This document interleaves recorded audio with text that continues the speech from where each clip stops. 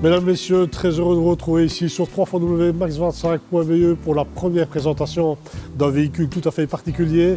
Mercedes Shooting Brake 200 CDI avec une boîte automatique à 7 rapports. Alors la Shooting Brake, c'est quoi? C'est encore une invention Mercedes. On invente des modèles et on invente des concepts. Donc ce n'est pas un break, ce n'est pas un coupé, c'est pas vraiment une berline comme vous pouvez le constater, c'est plutôt ce qu'on pourrait appeler le break de chasse. Alors la particularité, c'est quoi? C'est d'avoir un véhicule qui a un arrière tout à fait particulier et le gros avantage par rapport à la berline, c'est de garder une hauteur de toit de plus de 4 cm. Alors pour des personnes comme moi, évidemment, c'est tout à fait appréciable. Alors on va aller faire un petit essai du véhicule, vous présenter évidemment les qualités intérieures du véhicule, 2-3 chiffres simplement. C'est un 2 litres 143 cm3 qui développe 136 chevaux, le couple maximum démarre déjà à 1400 tours, c'est déjà pas mal, c'est 300 Newton. Donc c'est un véhicule qui me semble raisonnable dans tous les sens du terme, puisque au niveau de la déduction fiscale, et c'est là qu'ils ont fait fort, c'est une déduction de 90%. C'est très intéressant, malheureusement, c'est conjugué à quoi? Malheureusement ou heureusement par rapport à une boîte de vitesse qui quelque part peut-être pourrait étouffer évidemment les qualités dynamiques du moteur. On va aller faire un petit tour, je vais présenter ça et vous allez voir Mercedes, il y a des gènes dans cette voiture qui datent depuis plusieurs dizaines d'années. On va aller jeter un petit coup d'œil, vous me suivez.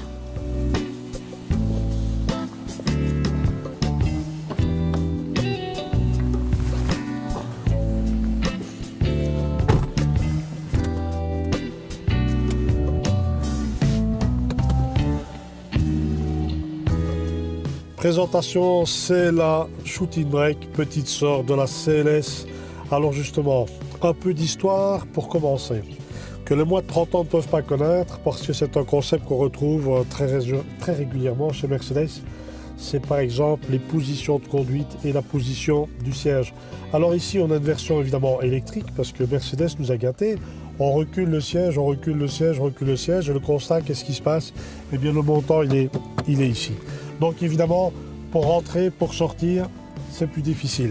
Alors ça, c'était quelque chose qui existait déjà depuis plusieurs dizaines d'années. Évidemment, le gabarit de votre essayeur fait 1,95 m, faut-il encore aller le caser.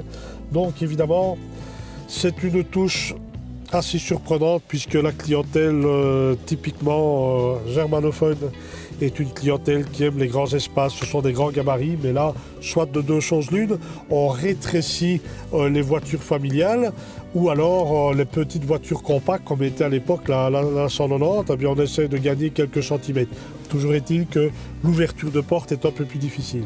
Ça c'est un point. Deuxième point, mais par contre qui est très positif, le volant. Attention que nous sommes dans une série spéciale, le kit, je veux dire AMG, et donc en fait on a un volant magnifique, cuir, gainé cuir évidemment, la surpiqûre rouge, super, sauf que là, bien évidemment, on se rend compte qu'on a une boîte automatique à 7 vitesses et qu'on a 1, 2, 3, 4 et le tempomat à gauche, ça fait 5. Ça fait un peu beaucoup, d'autant plus que si dans votre ancienne voiture, vous avez les clignotants qui est à la droite, ici, c'est passé à gauche. Et là, bien en fait, c'est la commande pour changer de rapport. Attention, danger. Qu'est-ce qu'on a en plus avec cette boîte automatique? Eh bien, c'est ici. C'est ici, c'est un espace de rangement, puisque là, vous vous rendez compte qu'il n'y a plus rien. Alors, il n'y a plus rien, est-ce bien, c'est pas bien, difficile de dire, mais à mon avis, ça va être difficile de s'adapter. Il manque quelque chose ici. Je pense qu'on est tout à fait d'accord avec cela. C'est l'évolution, c'est l'économie.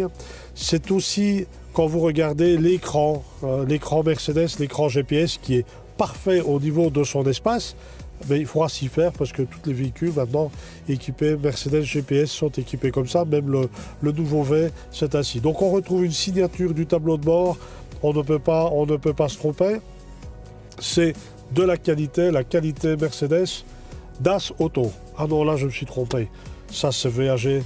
Et ça justement c'est un petit peu le gag de l'affaire, c'est que la voiture du peuple, elle, si on reprend la voiture du peuple, qui est la Volkswagen traditionnelle, en SW, on a un coffre qui fait quand même 606 litres. Et ici, on est à 495 litres. Donc évidemment, au niveau du volume, c'est pas la même chose.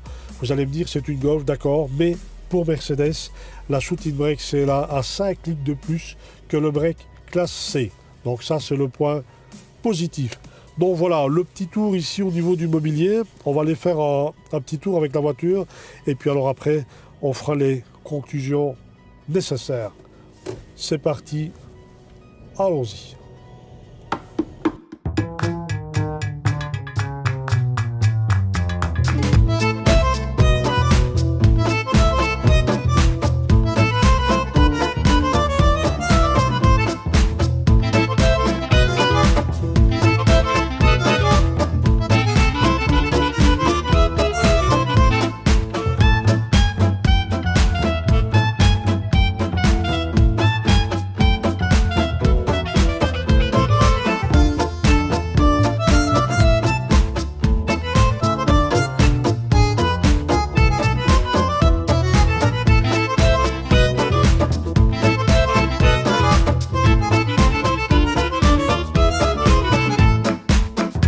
Eh bien, nous voici maintenant la conclusion de cet essai grandeur nature de la Mercedes CLA Shooting Brake 200 CDI boîte 7 vitesses en bordure du circuit de Spa-Francorchamps.